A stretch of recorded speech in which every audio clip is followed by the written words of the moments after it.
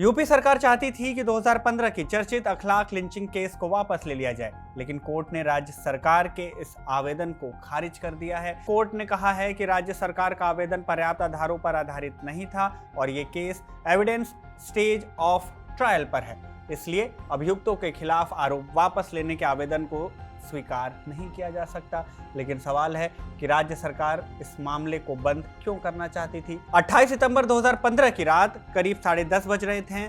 उत्तर प्रदेश के गौतम बुद्ध नगर जिले का बिसहाड़ा गांव था। कुछ लोग एक घर में घुसे। 50 साल के मोहम्मद अखलाक को घसीटकर घर से बाहर निकाला गया और पीट पीट कर मार डाला गया, क्योंकि हमलावरों को संदेह था कि उस घर में गौमांस है। हालांकि पीड़ित परिवार इस बात का खंडन करता रहा है। गौतम बुद्ध नगर पुलिस ने कई लोगों को गिरफ्तार किया। यूपी सरकार चाहती थी कि इस केस को बंद कर दिया जाए। अक्टूबर में उन्होंने अदालत से सभी अभियुक्तों के खिलाफ केस को वापस लेने की अनुमति मांगी थी। 2017 में जिन आधार पर इन अभियुक्तों से जमानत मांगी थी, राज्य सरकार ने उसका विरोध किया था, लेकिन फिर उन्हीं दलीलों को आधार बनाकर सरकार इस केस को बंद करना चाह रही थी। सवाल उठाए गए थे हमलावरों की संख्या पर, तो आखिर कितने लोग थे जो मोहम्मद अखलाक की हत्या में शामिल थे।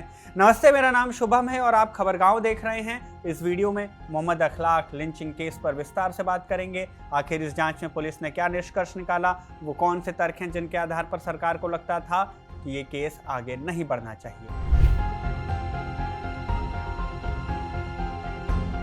सबसे पहले बात करेंगे एफआईआर कॉपी की। अखलाक की पत्नी इकरामन ने प्राथमिकी दर्ज कराई। उन्होंने बताया कि घटना वाली रात को उनके घर पर उनका पूरा परिवार मौजूद था। तभी 14 से 15 लोग हाथों में लाठी, डंडा, भाला और तमंचा लेकर घुस आते हैं। उन्होंने गालियां दी और दरवाजे को धक्का देकर भीतर घुसाएं।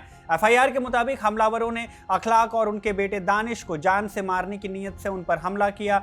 इकरामन, उनकी बेटी शाहिस्ता और उनकी सास असगरी ने बीच बचाव किया और उन्हें रोकने की कोशिश की, लेकिन उन्हें भी गालियां दी गईं और उन पर भी हमला हुआ। परिवार के लोग इतना डर गए कि उन्हें घर में ही छिपना पड़ा। जब अखलाक और दानिश मरने की स्थिति में पहुंच गए, तब हमलावर वहां से वापस निकले। जाते हुए उन्होंने धमकी दी कि अगर इस घटना की शिकायत पुलिस से की गई तो वो पूरे परिवार को ही खत्म कर देंगे। उनके जाने के बाद पुलिस आई और फिर घर में छिपे पीड़ित बाहर निकल कर आए।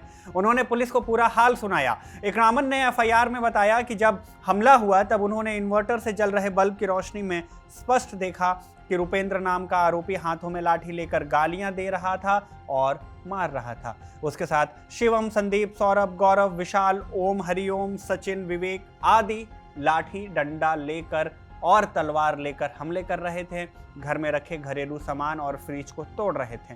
यानी कुल 10 आरोपियों के नाम शुरुआती शिकायत में दर्ज हुए, लेकिन साथ में यह भी लिखा गया कि कुल 14 से 15 हमलावर घर में घुसे थे। साथ ही आरोपियों के नाम के बाद आदि भी लिखा गया, यानी कुछ लोग और भी थे। इस घटना में अखलाक की मौत हो गई और उनके 22 साल के बेटे दानिश को गंभीर चोटें आईं। जब मामला बाहर आया तो देश भर में विरोध प्रदर्शन हुए। गौमांस से जुड़ा मामला भारत में सेंसिटिव रहा है। यूपी सहित 20 राज्यों में गायों के वध पर बैन लगा है। बीबीसी की रिपोर्ट के मुताबिक पीड़ित परिवार को बाद में पता चला कि इस हमले से पहले एक मंदिर से यह घोषणा की गई थी कि किसी ने गाय का वध किया है और गौमांस का सेवन किया गया। अखलाक के फ्रिज में कुछ मांस भी पाया गया था, जिसको हमलावरों ने गौमांस बताया, लेकिन पीड़ित परिवार ने कहा कि वो भेड़ का मांस था। पुलिस को अपनी जांच में क्या कुछ पता चला, इस बारे में क्या कुछ जानकारी है। 22 दिसंबर 2015 को पुलिस ने निचली अदालत में अपनी चार्जशीट दाखिल की। 15 लोगों को अभियुक्त बनाया गया। पहले इसमें 15 लोगों के नाम थे, लेकिन बाद में ये संख्या 19 हो गई। अब ये कैसे हुआ, इस पर भी लौटेंगे। अभियुक्तों में एक नाबालिग और एक स्थानीय भाजपा नेता के बेटे विशाल राणा और उसके चचेरे भाई शिवम समेत 19 लोगों के नाम शामिल किए गए।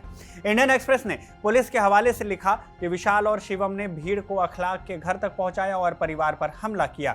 सभी आरोपियों पर हत्या, दंगा और आपराधिक धमकी समेत कई आरोप लगे। 2016 में रॉबिन नाम के एक अभियुक्त की जेल में मौत हो गई। अधिकारियों ने कहा कि ऑर्गन फेलियर की वजह से उसकी मौत हुई। इसके बाद बिसहाड़ा गांव में तनाव फैल गया। दूसरे पक्ष ने रॉबिन को शहीद बताया और उनके परिवार ने उनका अंतिम संस्कार करने से मना कर दिया। उन्होंने आरोप लगाया कि रॉबिन की मौत के पीछे कुछ साजिश है। शव को तिरंगे में लपेटकर कुछ दिनों के लिए गांव में ही रखा गया था। बीबीसी की रिपोर्ट के मुताबिक बाद में राज्य सरकार ने और भाजपा के नेताओं ने मुआवजा देने का वादा किया, तब कहीं जाकर अंतिम संस्कार हुआ। 2021 में केस का ट्रायल शुरू हुआ। अखलाक के वकील मोहम्मद यूसुफ सैफी का कहना है कि अब तक केवल एक गवाह का बयान कोर्ट में पेश हुआ है। अब आता है असल सवाल कि आखिर राज्य सरकार केस बंद क्यों करना चाहती है।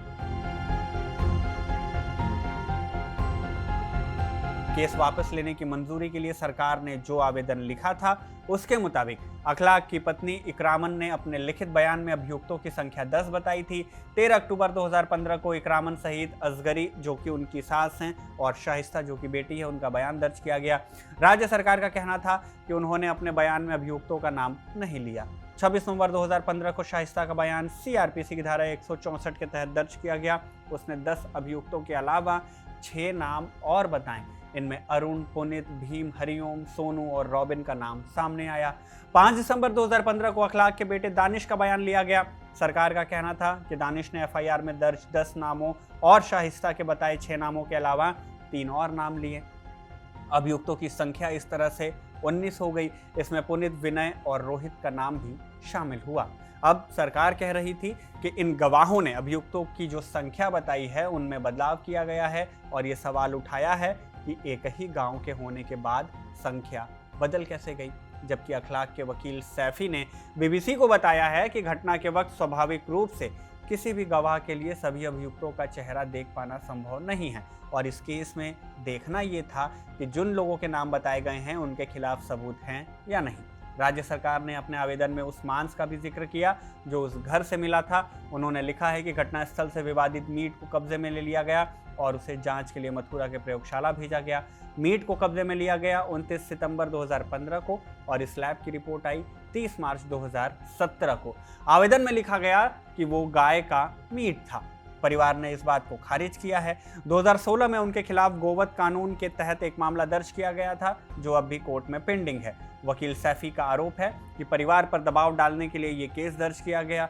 उन्होंने बताया कि शुरुआत में स्थानीय पशु चिकित्सा की रिपोर्ट में मांस को बकरी का बताया गया था, गाय का नहीं, लेकिन बाद में इसको गाय का बताया गया। एक दलील ये भी थी कि अभियुक्तों के पास से पुलिस ने 5 लाठी, सरिया और ईंट बरामद किए थे और उनके पास से कोई आग्नेयास्त्र या फिर धारदार हथियार नहीं मिले थे। जबकि सैफी का कहना है कि अखलाक की पत्नी ने एफआईआर में तमंचे और तलवार का भी जिक्र किया था। इस तर्क को भी आधार बनाया गया है कि अभियुक्तों और पीड़ित परिवार के बीच पहले से चल रही किसी रंजिश का पता नहीं चला है। यानी सरकार कह रही थी कि अगर पहले से कोई रंजिश नहीं हो तो किसी की हत्या नहीं होती। अब अभियुक्तों को जमानत कैसे मिली इसकी भी चर्चा करते हैं। थोड़ा पीछे चलिए। 2017 में 2 अभियुक्तों ने जमानत याचिका लगाई और लगभग इन्हीं दलीलों को दोहराया जो हमने आपको ऊपर वीडियो में बताया है। उन्होंने गवाहों के बयानों में विरोधाभास और विसंगति को आधार बनाया। यूपी सरकार ने तब इसका विरोध किया लेकिन उन्हें जमानत मिल गई। इंडियन एक्सप्रेस की रिपोर्ट के मुताबिक सरकार उन्हीं दलीलों के आधार पर जिसका उन्होंने जमानत के वक्त विरोध किया था इस केस को वापस लेने की अनुमति मांग रही थी। 2 अभियुक्तों को जमानत मिल गई तो बाकी अभियुक्तों ने भी इलाहाबाद हाईकोर्ट में याचिका लगाई और जमानत मांगी।